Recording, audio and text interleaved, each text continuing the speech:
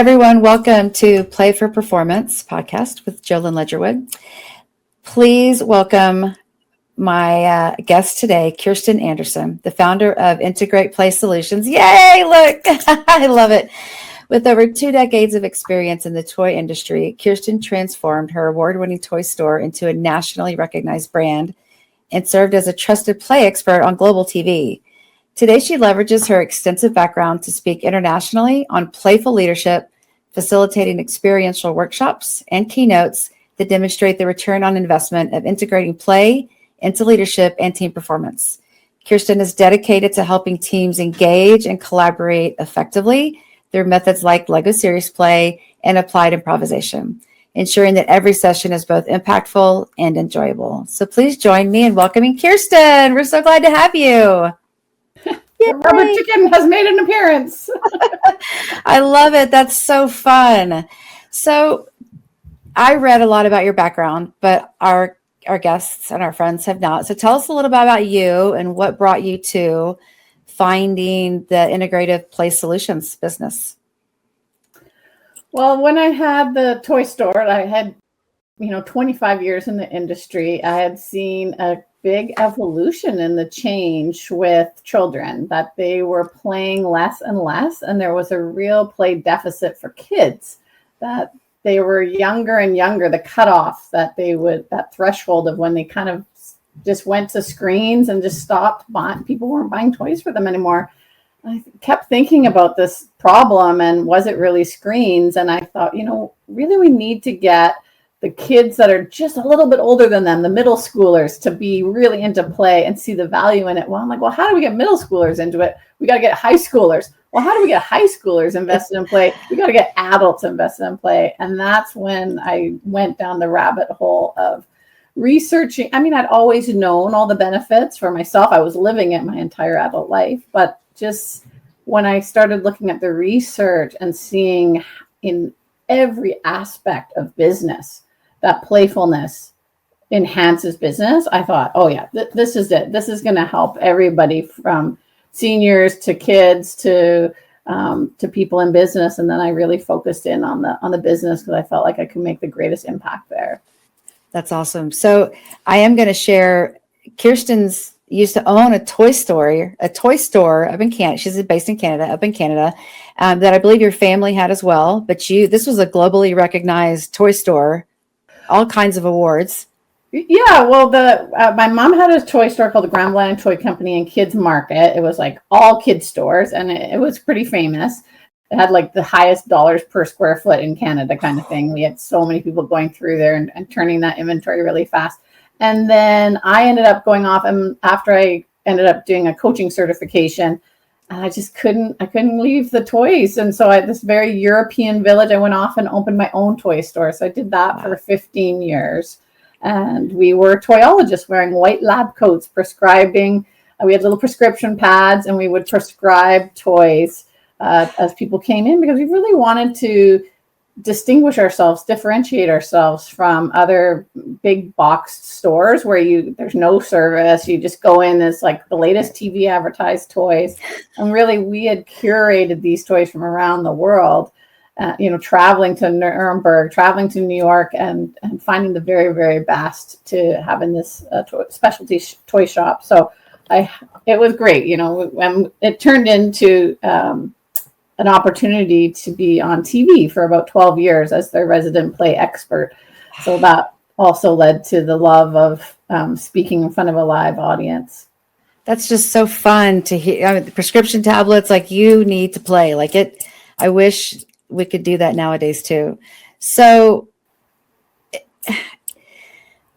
how did you take that and say, there's such a need for this. Obviously, we all need to play. It makes us better, and and then create the company. And how well is that? Obviously you're very successful, so it's taken off considerably. How has that shaped your moving forward from here? Well, I would say that when I sold the store, when I started my toy store, I had a very detailed business plan, all the projections, if we do 10% less than this projection, if we do 20% more. But when I sold the store, it was so fast. It was only I sold it in 6 weeks. Oh. And so I didn't think it was going to happen that fast. I did not have a business plan for what I was going to do next. I just was on this mission that I was going to bring play to people, and had no idea whether it was viable as a business model. And I have to say, when I discovered Lego Serious Play, and it brought like all this, 25 years of ordering Lego, like knowing Lego inside and out, having been to the Playmobil factory, having, just knowing its value as something that is an intuitive thing that anyone can play with. I've always loved interpreting dreams, so big on the metaphors. And then it brought like business, metaphors, play all together. It was like, oh, the light shone down from heaven on this methodology. And I'm like, this is amazing. This is a perfect fit for me. Yeah, that's great. So how long have you been using Lego Serious Play in your work? 2016, I think I almost right out the gate. I ended up getting certified, and so I've been doing it for teams ever since. That's amazing. I have told several people in previous podcast recordings that I also love Lego Serious Play, but I had been in L&D for 25 plus years and had never heard of it before. So to hear that you've been doing it that long is just even more impressive and exciting. Well, I think that one of the fun things is that I got to do it for a big conference that had 1,400 people, and I brought the Lego ducks. You'll be familiar with the Lego ducks. Mm-hmm. And we had 1,400 Lego ducks for every single participant there, and they all got, at their big conference tables to do it. Yeah. So I'm pretty sure that's the largest number of people that have done Lego ducks at one time. I didn't, apply for Guinness World Record, but I'm pretty sure it would qualify. We'll just let you have it. How about that? Thank Good you, job, Kirsten. It's amazing. Yeah, the duck exercise is definitely fun. So if you're out talking and want to know more about Lego Serious Play, look into the duck exercise. Yeah. In what ways have your early leadership roles and international experiences shaped your coaching methodology today? Shaped my coaching? Yep. Yeah, the methods that you use for coaching and how you go about that. Well, I would say that having been a leader literally since I was 19, so I was managing movie theaters before I moved into managing my mom's store. And so just having real world experience, being someone who is strategic in identifying patterns, that sees patterns, really helps with the listening and being able to get curious and dig into people's challenges. And so just having, dealing with diverse teams, certainly helps you when you're dealing with diverse challenges in a coaching environment. But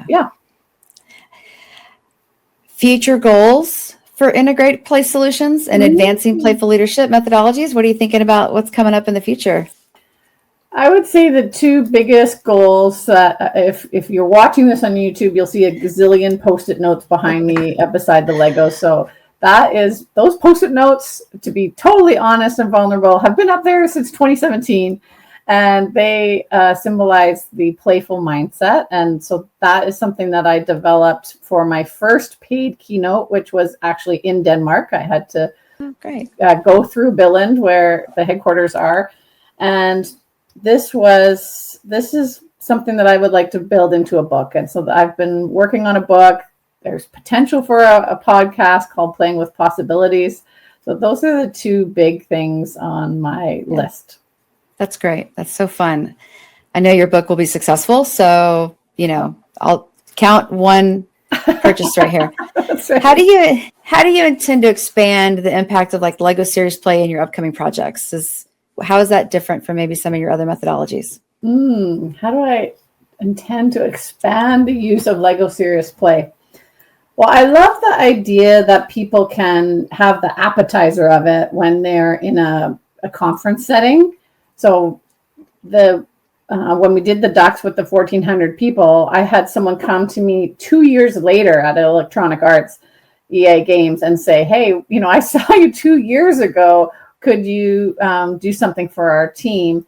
And so I love the idea of bringing it in a small way to large audiences and then working with teams to be more strategic and have longer sessions. I love doing retreats, leadership retreats with boards of directors or executive teams or, at any level really. And so that is something that I would love to do, bring the Lego to conferences and then do more small team work.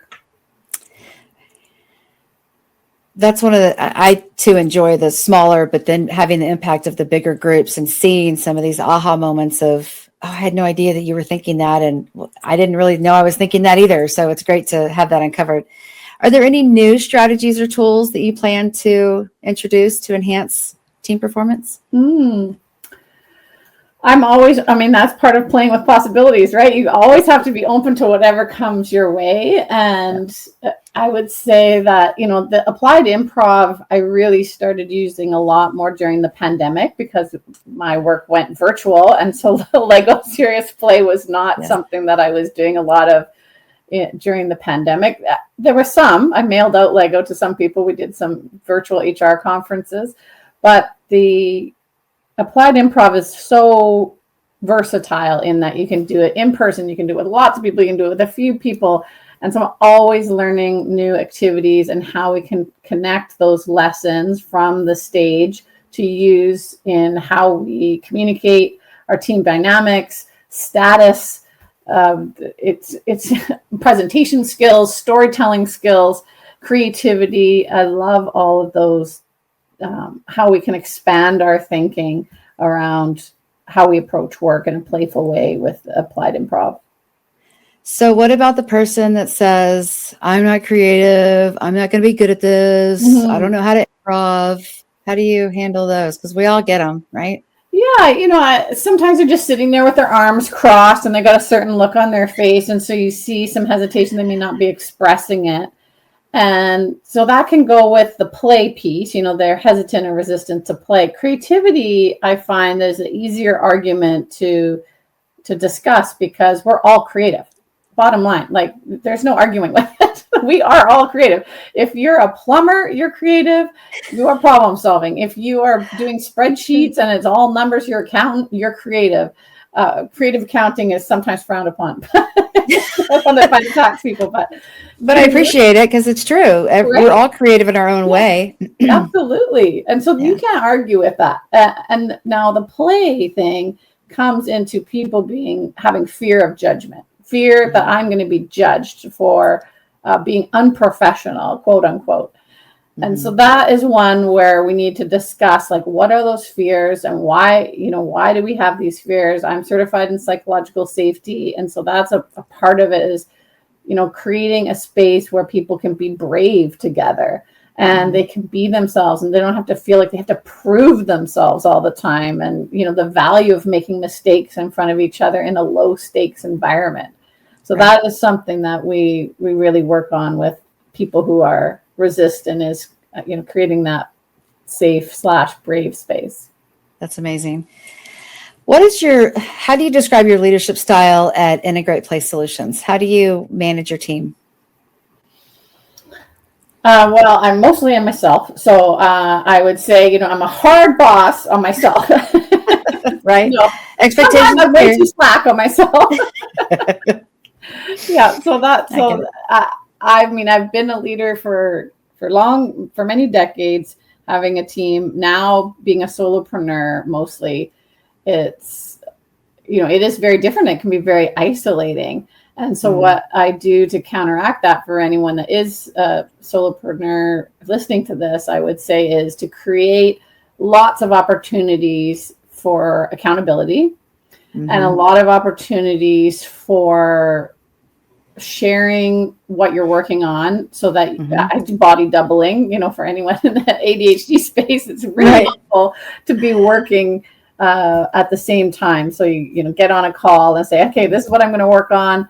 And then, by the end of it, you say whether you did it or why you didn't do it.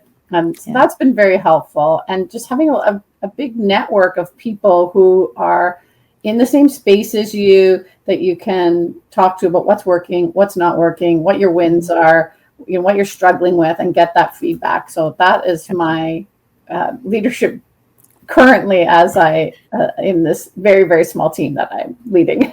Yeah, solopreneurs, it's hard.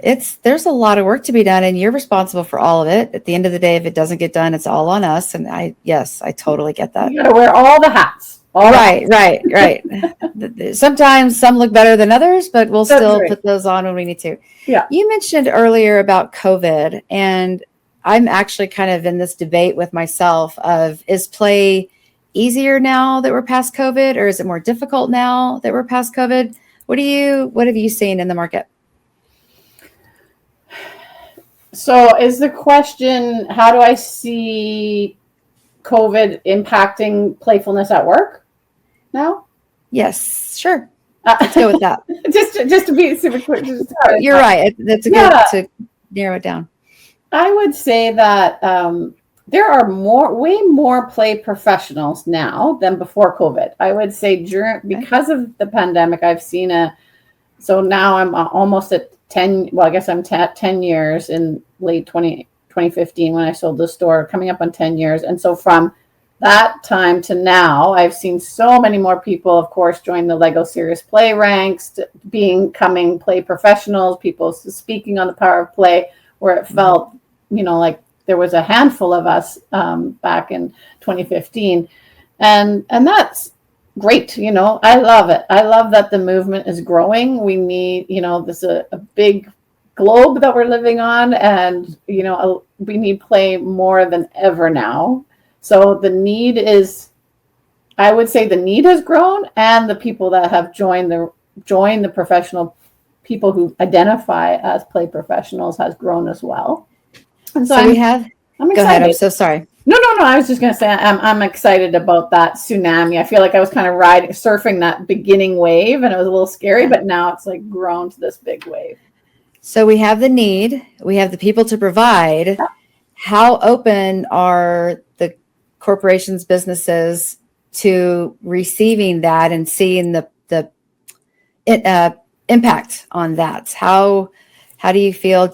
Are the number of play times being offered, is that as high as it was before? I struggle sometimes just breaking into the door to say, hey, this is what we do, this is how we do it.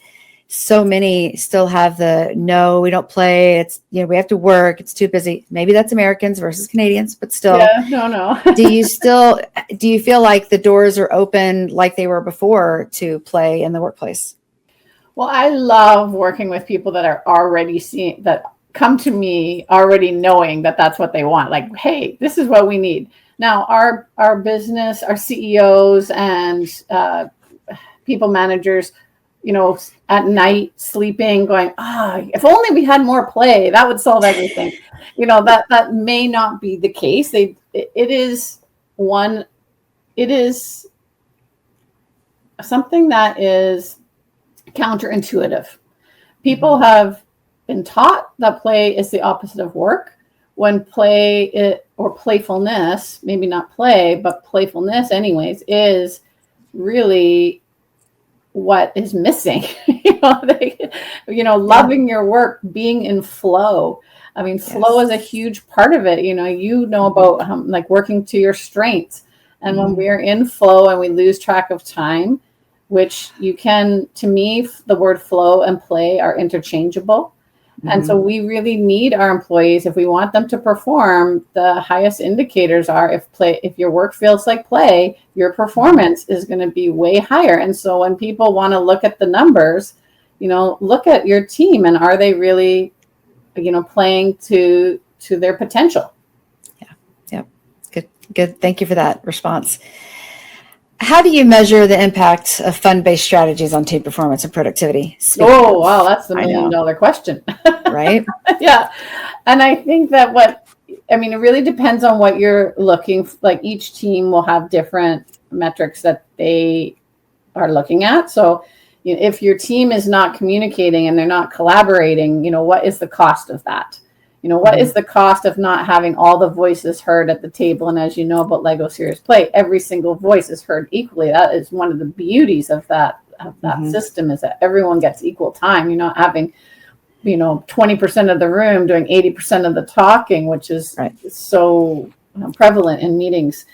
So I love that cost analysis of looking at, are we hearing from all the voices? What ideas, what innovation are we missing because we're not hearing it from everybody?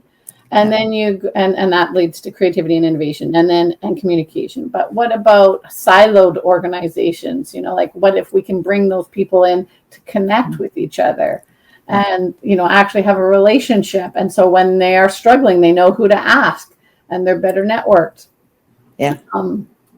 There's some sales conversations. I love working with sales teams since I spent 25 years in sales. So the ability for play to impact your sales, that's a very easy metric to measure. Like before we're not approaching sales with a playful attitude. After we are. So that's one of my favorites. Do you have any stories that you can remember that you can share with us of one of those where you're like, this was really good? Yeah, I've worked with a fair number of universities and colleges, and one of the universities I worked with, they had two teams, and because of different campuses, and so they work on different campuses. And some of these people had been working together for 20 years, had never met in person, ever. Like they just had never created an opportunity for them to come physically together, even though they're a 30, 40-minute drive apart. Yeah. And so they brought me in for a full day of Lego Serious Play. And at the end, as I'm standing at the door saying goodbye and thank you, I was getting, wonderful comments. But one person in particular was teary and just saying, this was the first time I've actually felt love in the room. I have from my colleagues, and I've, emailed, I've been on the phone. I've never met some of these people, and I just feel so connected and close to them now. And I just keep hearing the impact of that afterwards, right? Like that now they have a completely different view of their own colleagues because they were able to hash out some of these challenges that they had in a very real yet fun way. Yeah, I love that. Goosebumps, because to have, at first they probably didn't see that would be an impact or that it would be such a deep impact. And then to walk away from that and see this is why play works at work. That's amazing. That's a great story. Thank you for sharing. Yeah, I often think of team, like if people go out looking for team building and they're like, oh, bowling or ropes course, and those things are fabulous and fun and a missed opportunity usually because they don't have a debrief. They don't say, okay, now we did this activity. Now, how does this relate to the work that we're doing and how are we going to apply it so things actually change and there's behavior change or thought change? And so that's what I love about the Lego is that it's so applicable.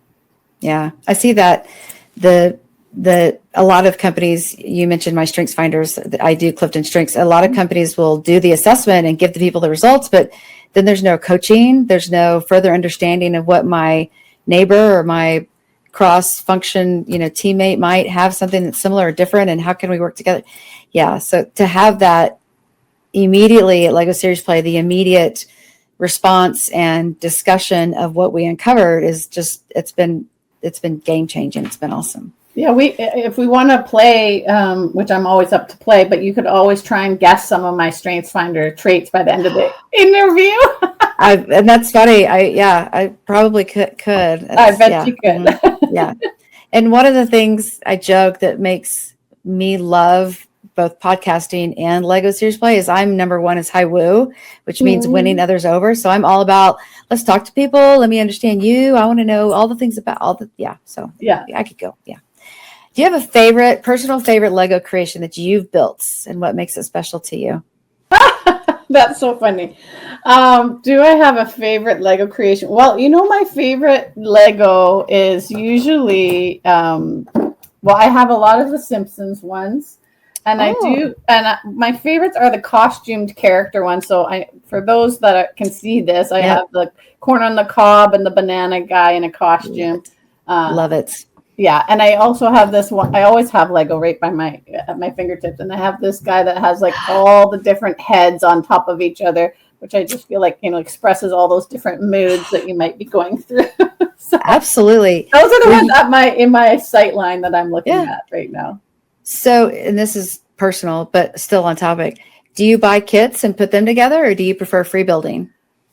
I have some Lego flowers that give me, so I've been working on those, and it does require a lot of patience to go from instructions. It's not my jam.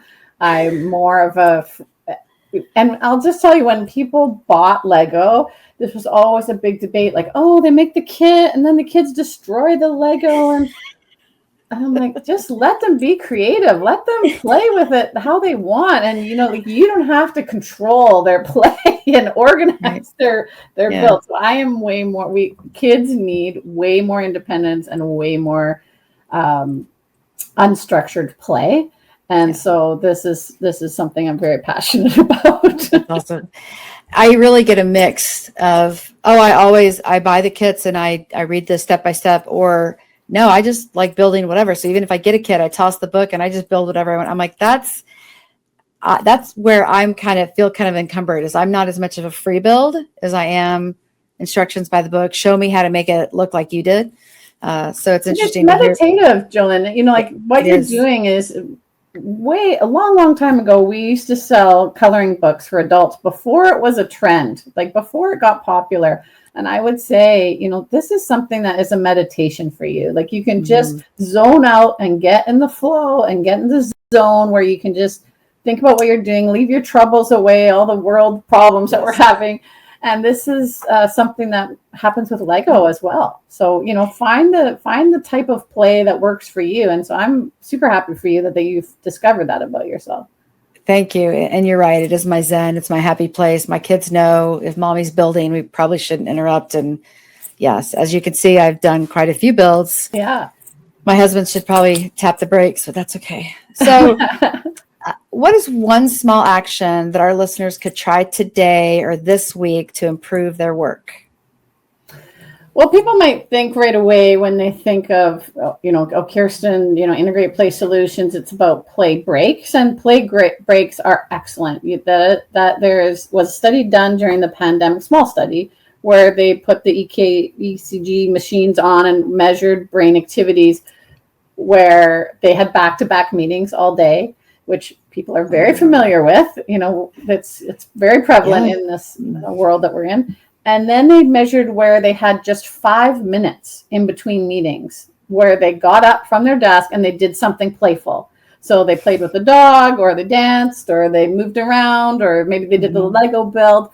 And the difference in their brain activity was quite vast. And so you're reducing your stress. You're going to be more creative. You're going to be a better performer if you just schedule in that 5 minutes. So book that 5 minutes in between all those meetings, and actually don't answer email. Do not go on social media in that 5 minutes, which is that easy dopamine hit, but get the dopamine from your moving your body and actually doing something fun. Now, so that's part one. I would also say part two is, how are you approaching your play? How are you approaching your day? Is it with play? Yes. Are you working a way? Are you doing tedious work that you could make it more fun for yourself? I have to make a certain number of calls, so I've created a little Lego board where I move the Lego pieces over when I make the call. So just think of those ways that you can make your day more fun, and it doesn't have to take up time or cost money. I'm gonna go build myself a Lego task board like you. That's amazing. I never thought of that before, but you're right. I've got Legos at my desk that I play with, but not every day. That's amazing. I'm gonna absolutely take that into consideration. That's great. So this has been wonderful. How do our listeners get in touch with you and your work? Yeah, LinkedIn is one of my favorite places to play when it comes to connection and surprise and delight and storytelling. And I love connecting with people on LinkedIn. But I'll leave you with my link tree, which has then all the social media, Instagram and TikTok and all the rest. So that's another way. I have a website, but it's not my favorite way to play. So it just is very stagnant. It just sits there. I get it. I totally get it. You're like, it's me. I'm not a website. Call me. Yeah, Let's come interact. to my LinkedIn. That's more vital and dynamic. Yes. And obviously, Kirsten and I are connected on LinkedIn. So for any reason you can't find her, look for her on my page and we'll make sure to do connections. Yeah. Thank you, Kirsten. We got to play more, right? I mean, just play. Find something fun and play. It's been a pleasure having you today. Thank you so much for your wise thoughts. And we're going to look forward to that book coming out soon. Thanks. I'll come back. Yeah, please. Awesome. Thanks, everybody. Have a great day. Thank you. Bye-bye. That's a wrap on another episode of Play for Performance. I hope today's conversation sparked some ideas for how you can bring more joy and engagement into your workplace. Remember, transforming workplace culture doesn't happen overnight, but every small step toward play and connection makes a difference. Try one thing we discussed today, even something small, and see what happens. If this episode resonated with you, please share it with someone who could use a little more play in their professional life. And don't forget to subscribe so you never miss our weekly conversations with incredible guests who are changing the game of workplace engagement. Have a guest suggestion or want to share your own play at work story? Reach out to me at jolynn@elevateyourtalent.co or find me on LinkedIn. I love hearing from you. Until next week, keep playing, keep performing, and remember, work doesn't have to be taken seriously to be serious. This has been Play for Performance. I'm Jolynn Ledgerwood, and I'll see you next time.